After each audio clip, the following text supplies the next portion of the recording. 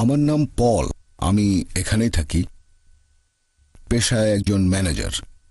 আমি আপনার কাছে 3টা প্রশ্ন করতে চাই। গত প্রায় 3 ঘন্টা ধরে অপেক্ষা করছি। 1 নম্বর হলো, মৃত্যু আসলে 2 প্রকার। একটা হলো শরীরের মৃত্যু, আর অন্যটা আত্মার মৃত্যু।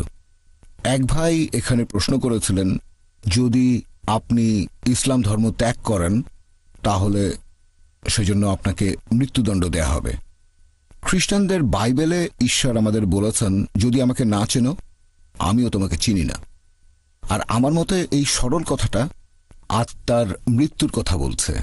একজন মানুষ যখন স্বেচ্ছায় ঈশ্বরকে অবহেলা করল, শেষ বিচারের দিনে যখন সে ঈশ্বরের সামনে দাঁড়াবে, তখন ঈশ্বর তার উদ্দেশ্যে বলবেন, তুমি তো আমাকে চেনোনি, তাই আমিও তোমাকে চিনি না। আর এটাই হলো আত্মার মৃত্যু। এটা আসলে আমার নিজস্ব মত। একদিন আমি আর আমার স্ত্রী দুবাইয়ের রাস্তায় হাঁটছিলাম, তখন চোখে পড়ল ইসলামের উপর বেশ কিছু সিডি আর বই। আমি সিঙ্গাপুর থেকে এসেছি। আমি ব্রিটিশ নাগরিক, তবে সিঙ্গাপুরে ছিলাম 23 বছর ধরে। আমি কোলাকুলি করেছি অনেক মুসলিমের সাথে, হিন্দু আর বৌদ্ধদের সাথে। ব্রিটেন থেকে দূরে ছিলাম বলেই অনেক মানুষের সাথে পরিচিত হতে পেরেছি, যেটা ব্রিটেনে থাকলে হয়তো সম্ভব হতো না। আপনার আজকের লেকচারটা আমার খুবই ভালো লেগেছে, আর মনে হয়েছে এটা আরো আগে শুনলে অনেক ভালো হতো।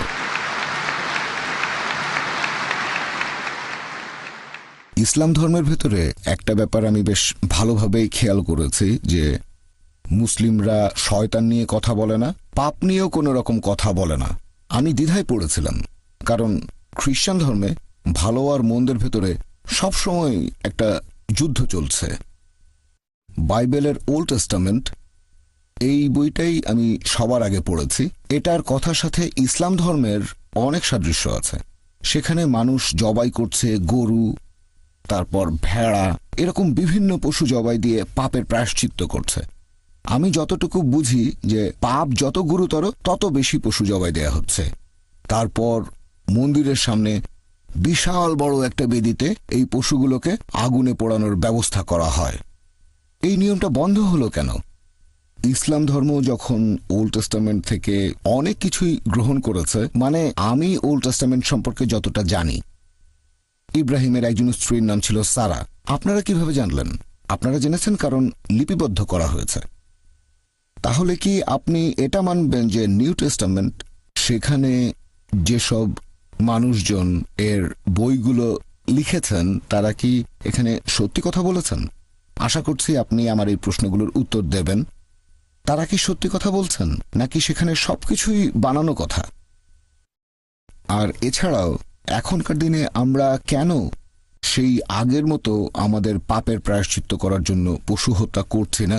কারণ তাহলে আমরা ক্ষমা পেতে পারি। আমি শেষ যে পয়েন্টটা নিয়ে কথা বলবো, আমি নিজেও এটা জেনে খুব অবাক হয়েছিলাম।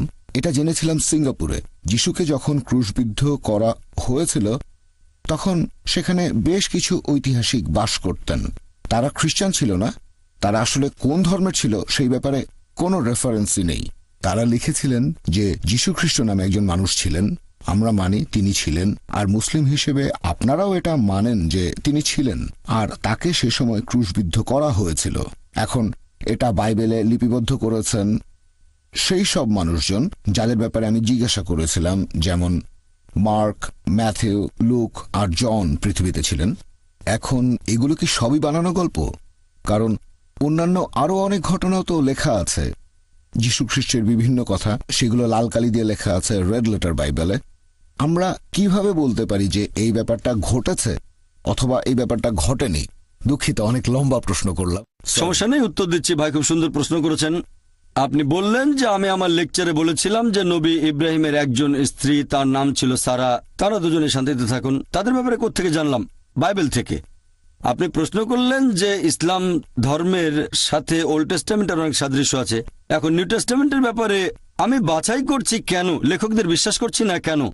ভাই যে কোনো কিছু হোক, সেটা ওল্ড টেস্টামেন্টের অংশ বা নিউ টেস্টামেন্ট হোক, হিন্দু ধর্মগ্রন্থের অংশ বা অন্য যে কোনো ধর্মগ্রন্থ, আমি একজন মুসলিম হিসেবে যেটা মনে করি, এটা আমার মতামত, অন্যদের মতামতগুলো পরে বলছি। আমি একজন মুসলিম হিসেবে যেটা বলতে পারি, এই পবিত্র কোরআন হচ্ছে ফুরকান, যেটা দিয়ে সঠিক আর বেঠিকের পার্থক্য করা যায়। আমাদের প্রিয় নবী মুহাম্মদ সাল্লাল্লাহু আলাইহি ওয়াসাল্লাম বলেছেন, বাল্লিগু আন্নি ওয়ালাউ আয়া, মাত্র একটা আয়াত জানলেও তা প্রচার করো। আর আহলে কিতাবীদের গ্রন্থ থেকে উদ্ধৃতি দিলেও কোনো সমস্যা নেই। এখন ইহুদি আর খ্রিস্টানদের ধর্মগ্রন্থ সম্পর্কে যদি কিছু বলতে হয়, এখানে 3টা নিয়ম মানতে হবে। নিয়ম নাম্বার 1, যদি সেটা কোরআনের সাথে মিলে যায় তাহলে আমরা কোনো আপত্তি ছাড়াই সেই অংশটাকে আল্লাহর বাণী বলে মেনে নেব, 1 নাম্বার। এরপর 2 নাম্বার, সেটা যদি কোরআনের বিরুদ্ধে যায় তাহলে বাতিল করে দেব। সেটা আল্লাহর বাণী হতে পারে না, সেটা যে লিখুক, পল, ম্যাথিউ, মার্ক, জন, যে লিখে থাকুক। 1 নম্বর নিয়ম, যদি সেটা কোরআনের সাথে মিলে যায়, কারণ এই কথাগুলো আল্লাহর বাণী বলে প্রমাণিত। যদি আমাদের মুসলিমদের কথা বলেন, বৈজ্ঞানিকভাবেও সঠিক। একজন লজিক্যাল মানুষ যদি বুঝতে পারে যে এটা আল্লাহ তাআলার বাণী, তারপর যদি তুলনা করে সেখানে প্রমাণিত জিনিসটার সাথে যদি কিছু মিলে যায়, এটাকে বলা যায় আমাদের স্কেল, দৈর্ঘ্য মাপার ফিতা। জানেন, যখন নিশ্চিত হলাম যে মাপটা সঠিক, তখন সেটাকে আমরা ব্যবহার করি আমাদের ফুরকান হিসেবে। তাহলে যে কথাগুলো আছে ওল্ড টেস্টামেন্ট, নিউ টেস্টামেন্টে, হিন্দু ধর্মগ্রন্থে, বৌদ্ধ ধর্মগ্রন্থে, যেটা কোরআনের সাথে মিলে যায় সেটাকে আল্লাহর বাণী বলে মেনে নিতে আমাদের কোনো আপত্তি নেই। যেটা পবিত্র কোরআনের বিরুদ্ধে যায়, সহিহ হাদিসের বিরুদ্ধে, সেটা বাতিল করে দেব, সত্যি হতে পারে না। এখন যে কথাটা কোরআনের সাথে মেলে না, আবার কোরআনের বিরুদ্ধেও যায় না, সেটা ঐচ্ছিক। সেটা হচ্ছে ঐচ্ছিক। ঐচ্ছিক মানে সঠিকও হতে পারে, ভুলও হতে পারে। তাহলে যে কথাগুলো আছে বাইবেলের ওল্ড টেস্টামেন্ট আর নিউ টেস্টামেন্টে, সেটা কোরআনের সাথে মিলে গেলে আজকে যে কথাগুলো বলেছি 100%, এই কথাগুলোকে আল্লাহর বাণী বলে মেনে নিতে আমাদের কোনো আপত্তি নেই। এমন অনেক কথা আছে যেগুলো কোরআনের বিরুদ্ধে যায়। আমি ইসলাম আর খ্রিস্টান ধর্মের পার্থক্য নিয়েও একটা লেকচার দিতে পারি। আবার কিছু কথা আছে যেগুলো ঐচ্ছিক, যেটা কোরআনের বিরুদ্ধে যায় না, কোরআনের সাথে মেলেও না। তাই এই কথাগুলো যেগুলো কোরআনের বিরুদ্ধে যায় না বা কোরআনের সাথে মেলেও না, সেগুলো আমাদের জন্য হচ্ছে ঐচ্ছিক। যে কথাগুলো কোরআনের বিরুদ্ধে যায় সেগুলোকে আল্লাহর বাণী বলে মানতে পারি না। তাহলে নিউ টেস্টামেন্ট যারা লিখেছেন, যেটা পবিত্র কোরআনের শিক্ষার বিরুদ্ধে যায়, সেটাকে বাতিল করে দেব। যেটা মিলে যায় বলবো হতে পারে আল্লাহর বাণী। যেটা কোরআনের সাথে মেলে না, আবার বিরুদ্ধেও যায় না, সেটাকে বলবো ঐচ্ছিক। এখন একজন অমুসলিমের ব্যাপারে যদি বলতে হয়, আমরা যুক্তি ব্যবহার করব। ধরেন কোরআন পাশে সরিয়ে রাখলাম। বর্তমানে বিজ্ঞান আর প্রযুক্তি অনেক উন্নত হয়েছে। এখনকার যুগটা বিজ্ঞান প্রযুক্তির যুগ। এখন আপনি যদি বিজ্ঞান আর প্রযুক্তি দিয়ে বাইবেলকে পরীক্ষা করেন, তাহলে দেখবেন বাইবেলে কয়েকশো ভুল। বিশ্বজগৎ সৃষ্টি নিয়ে ভুল বলা হয়েছে। বাইবেল বলছে, একথা আগেও বলেছি, সর্বশক্তিমান ঈশ্বর জেনেসিস অধ্যায় 1 অনুচ্ছেদ 16 থেকে 19, তিনি দুটো মহাজাতি বানালেন। বড়টা মানে সূর্য দিনের বেলায় শাসন করবে, ছোটটা মানে চাঁদ রাজত্ব করবে রাতে। কিন্তু চাঁদের তো নিজস্ব কোনো আলো নেই, এটা বৈজ্ঞানিক ভুল, এই কথাটা ঠিক না। এরকম আরো অনেক ভুল আছে, অনেক। শুধুমাত্র জেনেসিসের 1 নম্বর অধ্যায়ে আপনি অনেকগুলো ভুল খুঁজে পাবেন। সেখানে অঙ্কের ভুলও আছে, অনেক বৈজ্ঞানিক ভুল আছে, অশ্লীলতা রয়েছে। কোরআন পাশে সরিয়ে রাখেন। এমনকি একজন সাধারণ মানুষও যদি মনটাকে খোলা রেখে বাইবেল পড়ে, তাহলে সেও বলবে যে এটা কখনোই আল্লাহ সুবহানাহু ওয়া তাআলার বাণী হতে পারে না। সেখানে অনেক বৈজ্ঞানিক ভুল আছে, পরস্পর বিরোধী কথা আছে, তারপর পর্নোগ্রাফি আছে। যে কোনো সাধারণ মানুষ যদি মনটাকে খোলা রাখে, তাহলে সে এগুলোকে আল্লাহর বাণী বলে মেনে নেবে না। বাকি কথাগুলো হবে ঐচ্ছিক। আমরা যাচাই করার ব্যাপারে এরকম কিছু নিয়ম মেনে চলি। আমি কম্পারেটিভ রিলিজিয়নের ছাত্র হিসেবে যখন কোনো ধর্মগ্রন্থ পড়ি, সেখানে একটা নিয়ম মেনে চলি। প্রথমে সেই ধর্মগ্রন্থ ভালো করে পড়ি, তারপর বিশ্লেষণ করি যে এই ধর্মগ্রন্থ কতখানি খাঁটি আর ভালো। এভাবে আমরা বাইবেলকে যাচাই করি।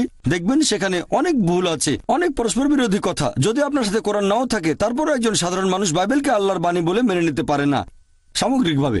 তবে যেহেতু কোরআন বলছে যে যীশু খ্রিস্টের উপর আসমানি কিতাব নাজিল হয়েছিল, তাই আমরা বলবো যে কথাগুলো পবিত্র কোরআনের সাথে মিলে যায়, আমরা কোনো আপত্তি ছাড়াই সেটাকে আল্লাহর বাণী বলে মেনে নেব। আশা করি উত্তরটা পেয়েছেন। আংশিকভাবে আবার উত্তরটা দিয়েছেন। আমি আরেকটা বিষয় নিয়ে বলেছিলাম, সেটা হলো পাপ এবং শয়তানের প্রসঙ্গে। আমি যেটা বলতে চাচ্ছি যে ইসলামিক বিভিন্ন বইতে আমি এই ব্যাপারে কোনো কথাই খুঁজে পাইনি, যেমন পাপ ক্ষমা করা। আমাদের পাপ ক্ষমা করার যদি কোনো উপায় না থাকে, তখন আমরা কি করতে পারি সে বিষয়ে কোনো কথা।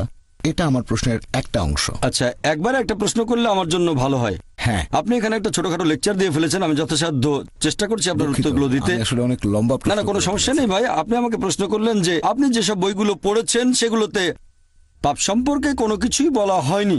আমি জানি না এখন আপনি কোন বইগুলো পড়েছিলেন। তবে যদি কোরআন পড়েন, পবিত্র কোরআনে পাপ সম্পর্কে বলা হয়েছে, দোজখের কথা আছে, শাস্তির কথা বলা আছে। আপনি যে বইগুলো পড়েছেন সেগুলো হয়তো কোনো বিষয়ের উপর যেমন আজকের লেকচারে আমি পাপ নিয়ে কোনো কথাই বলিনি, কারণ আজকের বিষয় ইসলাম আর খ্রিস্টান ধর্মের সাদৃশ্য নিয়ে। তবে অন্যান্য লেকচারে পাপ সম্পর্কে বলেছি। আপনি যেসব বইগুলো পড়েছেন সেগুলো হয়তো ছিল কোনো নির্দিষ্ট বিষয়ের উপর, হয়তো সেখানে পাপের প্রসঙ্গ আসেনি। তবে যদি বলেন ইসলাম পাপ সম্পর্কে কিছুই বলেনি, এটা ভুল। তাহলে কোরআন বাইবেলের মধ্যে পাপ সম্পর্কে বলেছে। তবে কোরআন আর বাইবেলের মধ্যে পার্থক্য হচ্ছে চার্চ যে আদি পাপের কথা বলে সেটাতে কোরআন বিশ্বাস করে না। এই কথাটা আগেও বলেছি, তাই আরেকবার বলছি না। বাইবেলের কথাও আদি পাপের কথা বলা হয়নি, এটা প্রচার করে খ্রিস্টানদের চার্চ। তাহলে কোরআন আদি পাপ সম্পর্কে কিছুই বলেনি। আর বাইবেলের মতোই বাইবেল বলছে ইজিকিয়েল অধ্যায় 18 অনুচ্ছেদ 20, যে ব্যক্তি পাপ করবে সে মারা যাবে। পিতা তার পুত্রের শাস্তি ভোগ করবে না, পুত্র তার পিতার পাপের শাস্তি ভোগ করবে না। ভালো লোকের ধার্মিকতা তার নিজের হাতে, মন্দ লোকের মন্দ কাজও তার সাথে। একইভাবে কোরআন বলছে একজনের পাপের ভার আরেকজন বহন করবে না। যদি কোনো পাপ করেন আপনি দায়ী থাকবেন, অন্য কেউ সেটার ভার বহন করবে না। তাহলে কোরআন পুরস্কার নিয়ে কথা বলেছে, শাস্তি নিয়ে বলেছে, পাপ সম্পর্কে বলেছে, অনেক কথা। আমার লেকচারে যদিও পাপ শব্দটা উল্লেখ করিনি, তবে পরোক্ষভাবে পাপ সম্পর্কে বেশ কিছু কথা বলেছি। যদি মদ পান করেন সেটা হবে পাপ, শূকরের মাংস খেলে সেটা পাপ, যদি ব্যভিচার করেন সেটা পাপ। তবে আমি বলেছি ইতিবাচক ভঙ্গিতে, মদ পান করবেন না, শূকরের মাংস খাবেন না, ব্যভিচার করবেন না। তাহলে দেখা যাচ্ছে কোরআনও পাপ সম্পর্কে বলেছে। আশা করি আপনার উত্তরটা পেয়েছেন।